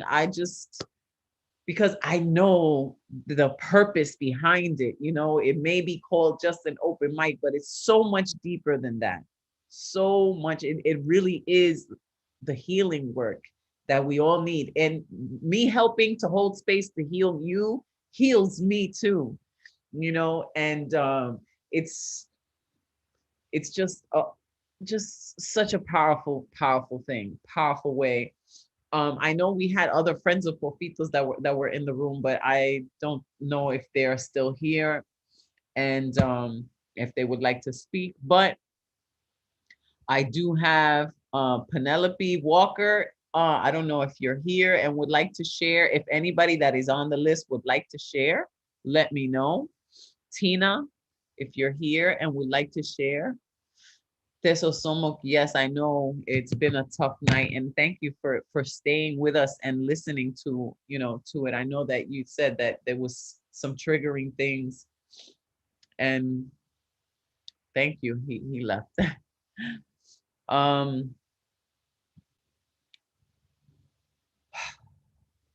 don't know what else to say, but we all have battles that we fight inside, but we all have something to offer. And I feel that no matter what we've done, there always has to be room for redeeming and redemption and healing and moving forward, accountability, taking it, and shifting it and changing it. It can't all just be purgatory and punishment. There has to be room for healing. We've all made mistakes. I myself in my life have, been an aggressor in a relationship. I am not perfect. Nobody is, but we learn and we grow and we heal and we love. And that is just, the most important thing. am so grateful that you guys were so understanding to my need to do this tonight for my friends. You know, it shifted the whole thing, but had to do it. We had to do it because sometimes the most uncomfortable things are the things that we have to go through in order to change it, to shift it. Ignoring it will not make it go away. You know, a lot of people don't do the shadow work within themselves. They don't look at the ugly parts of themselves. They want to just, you know, push it down, suppress it. And that creates other types of dysfunctions, other types of, you know, negative actions.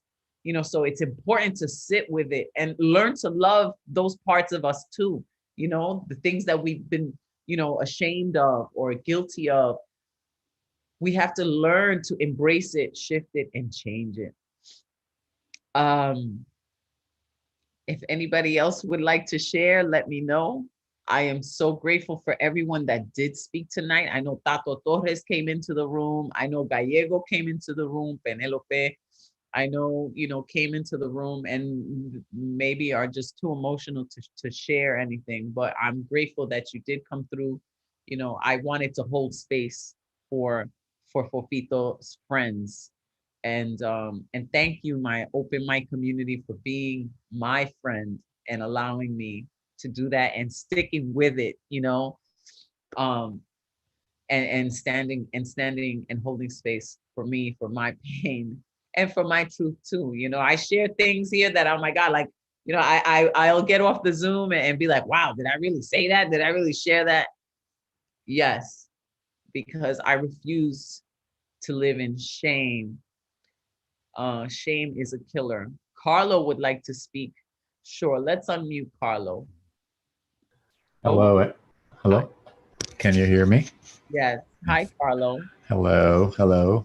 Good evening, everyone. Thank you for hosting this. You know, sometimes when I go into like events or groups or an open mic like this, sometimes I set my mind to listen, just to listen, because we don't listen enough. My brother transcended. He died by suicide in 2014. And, you know, when I said that, sometimes I put my mind to just listen and learn from all of you as I have tonight. Miguel, my brother, comes to mind because I don't think I listened enough, but that's my story. And I'm just sharing it with you. Thank you. I think it was Ron that mentioned that sometimes people want to change their lives, and that's why they choose to take a step and die by suicide. Thank you for that. I think that my brother didn't have, I think, the right tools to say, okay, I can shift my life. I can change my life from where it's going to something better. I just want to share a brief experience that I shared on Facebook these past 2 days, because about a month and a half after my brother died, I was in the kitchen, and for about maybe 10 seconds, I thought that Miguel had played a trick on me and that he was not dead. So after I realized that I had had that, I called it like micro, it's not micro, but micropsychosis. I was just floored, and I just started to cry, and I freaked out because I thought I was really going insane. And I immediately called my therapist and I said, I thought for a second that my brother had played a trick on me. and that he wasn't dead, that he had not died by suicide. And he just explained to me that that was the natural process of duelo. You love so much, y hay un sentido de querer como arroparlo todo el tiempo. So, that feeling or those thoughts come to your mind, and it's okay. It's part of the process of grieving. And I just wanted to tell that story because it might help someone as you all have taught me something tonight. Yeah. Wow. Thank you so much, Carlo, for sharing that. Many, many blessings to your brother's spirit. I mean, I also believe in spirit communication, and sometimes they try to communicate and we may not know how to interpret that communication. And, that's one of the things that gives me solace is that though they are gone physically, that the spirit still lives, it still does live. And it shows itself in different ways. And sometimes, we just have to be open to that interpretation, that communication, that still exists. But thank you, Carlo. Thank you so much. Much love to you. Thank you, Soldanela, for still being here. I love you, my sister. I still want to take photos of you. Because I like to do that too. I like to capture people, beautiful people. I don't know that anybody else that is on the list is still here. I was inviting to see if Poeta Ku had anything that maybe, because his videos are always just so intriguing and fascinating. If you wanted to share something to close out. Advocate of words, if you wanted to share anything, let me know. Otherwise, I just, want to offer a prayer to my friend, Jose Fofito Morales. Te quiero, Fofito. And no matter what, I forgive you. I love you. And I also am grappling with my own guilt, what else I could have done and what I could have done differently as a friend. But I know that the ancestors will keep you and illuminate the path to your peace in paradise. I hope that you find it if you haven't found it already, but this night was dedicated to your spirit to send you light and love. I brought flowers here. Thank you, Edis Morales, who brought me flowers for Fofito. Thank you, Edis. I have my candle, my bóveda, my altar, just asking for our ancestors to embrace my dear friend.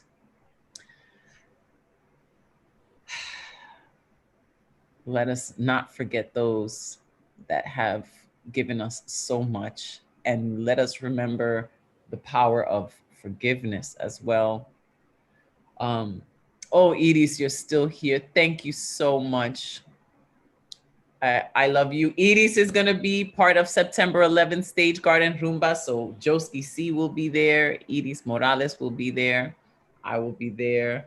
I'm working on releasing my WTC 20 Years Later, The Poetician audio book on September 11th. So much has been happening that I'm just, looking to make that happen. Baba and Goma, thank you so much for being with us, and, light to your grandson's spirit as well. Light to all of those souls that were, so much in pain in the physical world that they chose to leave. I believe heaven is for everyone. And luz para Fofito. Y luz is light. And my name is Caridad de la Luz, which means charity of the light. So I'm so glad that I didn't extinguish my light, that it didn't happen, because it was meant to be, you know, to give light. We all have light. And I have used, you know, my name as a reminder to live into that, with purpose. And that's part of, you know, what it is that we do here at the open mic. I want to thank the New Eurekan Poets Cafe for trusting me and allowing me to do this tonight. Thank you, my friend, Advocate of Words, for being here with me. Let me just thank the sponsors too, because it's important, you know, National Endowment for the Arts, Council on the Arts, New York City Department of Cultural Affairs, Amazon Literary Partnership, and New York Community Trust. Thank you, thank you, thank you, because this platform saves lives. I really believe that. And it certainly heals lives. Much love to all of you. Thank you so much. Stay loving. Stay loving. It is the most powerful thing we could ever do. And I send love to you. Thank you, all of you. You're all my friends and family in this world. Good night.